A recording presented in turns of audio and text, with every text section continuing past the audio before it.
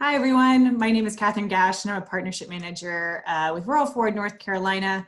I'm here with my colleague Hedal Patel, who is also a partnership manager with Rural Ford, North Carolina, and our other colleague at the Foundation for Health Leadership and Innovation, Amelia Muse, who is the director of the Center of Excellence for Integrated Care. So Amelia, we've begun to see regular reporting about the trauma that the coronavirus is causing. From a mental health perspective, tell us more about this. What do we need to know in order to support our communities? Yes, well, I think we need to know and be very aware that enduring and going through and experiencing this pandemic does impact our mental health. There's a lot of hardship on all of us, especially those who are directly experiencing or have lost loved ones from the coronavirus.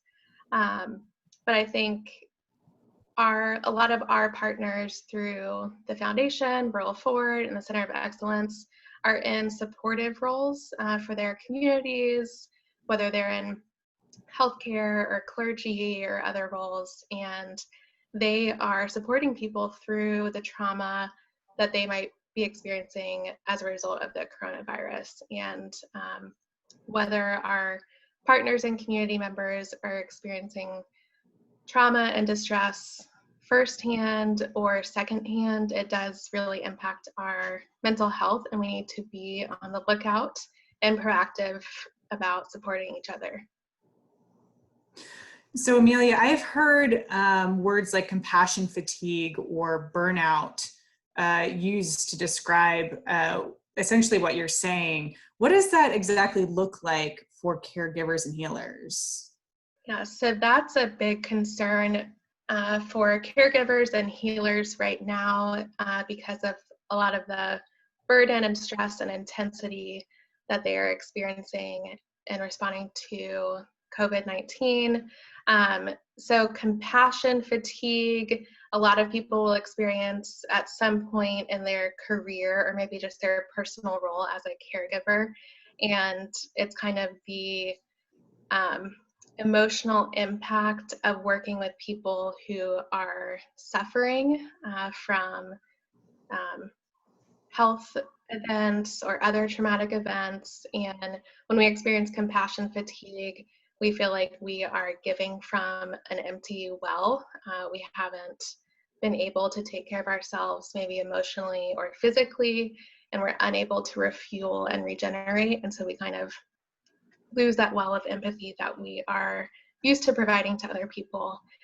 And then burnout and compassion fatigue are often intertangled, but they are different. So burnout usually happens when we experience total emotional and physical exhaustion as a result of our caregiving role or our professional role, caregiving or otherwise. We can experience depersonalization, feelings of cynicism or detachment from our job, like our purpose is not being fulfilled, no sense of personal accomplishment, feeling really powerless and overwhelmed with the work that we have to do. That's kind of the experience of burnout. Do you have any practical tips for preventing or coping with burnout and other related experiences? Definitely. There are a lot of accessible things that if we seek them out, we're proactive about doing it. We believe in doing these things for self-care. They do help refuel and regenerate us. A few examples are deep breathing exercises associated with other types of mindfulness practices as well are very effective. Practicing gratitude, which can be as simple as identifying 3 things that you're very thankful for and feeling your gratitude for them. Journaling, getting things out, listening to music that makes you feel good, moving your body. It can be just stretching or light walking or anything else. Connecting to others while we are physically distant from each other during this time, we can still find ways to feel social connection. Setting boundaries for things that are not good for us, saying no, and not having to over-explain why you are putting up a boundary that's totally okay and appropriate. and sleeping so that we get enough rest is very important for our mental health. And I will say, if the things that normally rejuvenate you are not working and you're experiencing impairment in kind of your daily functioning and activity, you're not able to do what you're normally able to do and it's distressing you, it might be a time to consider, are you actually experiencing something more serious going on with your mental health, and do you have a mental health concern that you need to seek support for, which is totally normal given what we are all experiencing right now. And Amelia, if people are experiencing compassion fatigue or burnout, what are some resources that are available to help them? Sure. So I think reaching out to others who are peers of yours in your workplace, maybe experiencing the same thing, leaning on each other for support, practicing healthy venting if that's what you need to do. There's also a helpline that has been activated in North Carolina called the Hope for NC Helpline. We'll share that number on the screen. It's available 24/7 for people who need assistance with coping.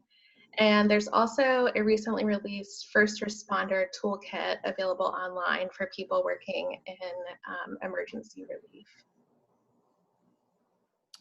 Awesome. Thank you, Amelia. And if you want more information, you can visit our website at foundationhli.org, or you can also reach out to us directly. And stay well, stay safe, and stay tuned for the next video in this mini-series.